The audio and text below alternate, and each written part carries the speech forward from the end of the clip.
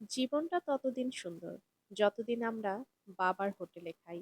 খুব তৃষ্ণা লাগলে আপনি যখন উপলব্ধি করবেন এক গ্লাস পানিও ফ্রি না, তখন আপনি বুঝতে শুরু করবেন বাবার হোটেল কি ছিল। বয়সটা অল্প হলেও প্রচুর সঞ্চয় করেছি, তবে টাকা পয়সা নয়, বাস্তবতা ও অভিজ্ঞতা। বাবার চেয়ে বড় দায়িত্ববান আর কোনো পুরুষ হয় না, আর মায়ের চেয়ে যত্নবান কোনো নারীই হয় না। ছেলেদের দায়িত্ববোধ শিখাতে হয় না, পরিস্থিতি তাদের দায়িত্ববান করে দেয়।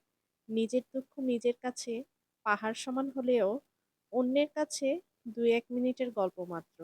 দুঃখ, কষ্ট, অবহেলা এগুলো আসলে তারাই বেশি পায়, যারা কেবল নির্দিষ্ট একজনের মায়াতেই খুব বাজেভাবে আটকে যায়।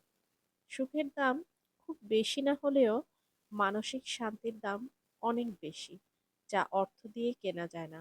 মানুষ মূলত অযত্নে একা হয়ে যায়, তারপর নিঃসঙ্গতায় ভুগে দুরন্ত স্বভাব থেকে শান্তশিষ্ট হয়ে যায়।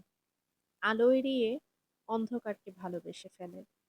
আয়না যদি মানুষকে চেহারা না দেখিয়ে মন দেখাতো, তাহলে মানুষ চেহারার সুন্দর না করে মন সুন্দর করায় ব্যস্ত থাকতো। গল্প তো সবার জীবনেই থাকে, কারোটা হয় উপন্যাস আর কারোটা হয় দীর্ঘশ্বাস।